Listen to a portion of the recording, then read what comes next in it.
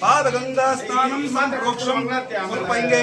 दंडकारण्ये गोदावरीया दक्षिणातीरे शालीवा प्रारंभः यजमानस्य गोत्रोद्भवस्य विष्णुगोत्रोद्भवस्य नागेश नामधेयस्य कनकानाम्याः दीपक नामधेयस्य सचिन नामधेयस्य काव्यानाम्याः योग्यान् ऐश्वर्यान् अभिवृद्ध्यर्थं धनकनकवस्तु वाहन अभिवृद्ध्यर्थं अधिकार अनुकूलता सिद्ध्यर्थं श्री प्रसन्न आंजनेय स्वामी कृपा कटाक्ष बल सिद्धिरस्तो मनोभिष्ट बल सिद्धिरस्तो दीर्घायुष्यमस्तो सन्मंगलानि भवन्तो।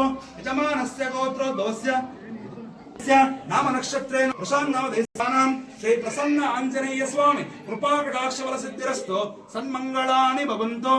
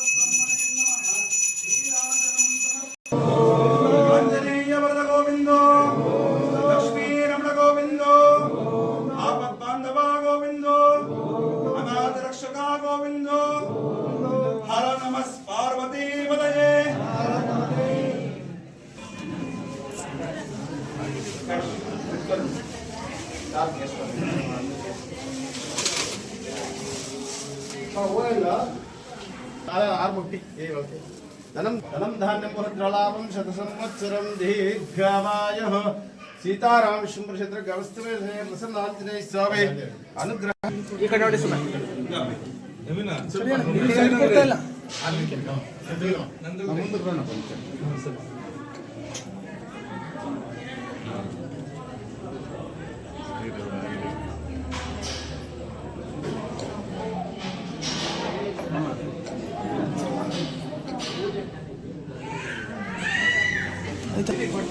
ನೋಡಿ ಅಲ್ಲೇ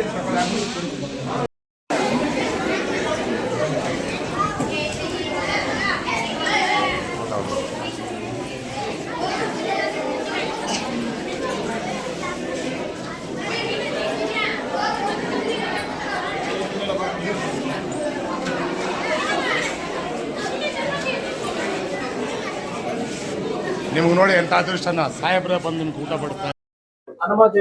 ಹೌದೌದು, ಇವತ್ತು ಹನುಮ ಜಯಂತಿ ಇಡೀ ರಾಜ್ಯಾದ್ಯಂತ ದೇಶಾದ್ಯಂತ ಎಲ್ಲ ಪೂಜೆ ಪುನಸ್ಕಾರಗಳು ನಡೀತಾ ಇದೆ. ಅಲ್ಲಿ ಅಂಜನಾದ್ರಿ ಬೆಟ್ಟದಲ್ಲಿ ವಿಶೇಷ ಕಾರ್ಯಕ್ರಮ ಇವತ್ತು. ಅಲ್ಲಿ ಲಕ್ಷಾಂತರ ಜನ ತಿಳಿತಾ ಇದ್ದಾರೆ ಬೆಟ್ಟ. ಅದು ಅಲ್ಲೊಂದು ರೋಪ್ವೇ ಮಾಡ್ಬೇಕು ಅಂತಿದ್ದಾರೆ. ನಾವು ಮುಖ್ಯಮಂತ್ರಿಗಳಿಗೆ ಮನವಿ ಮಾಡಿದ್ವಿ ಒಂದ್ಸರಿ.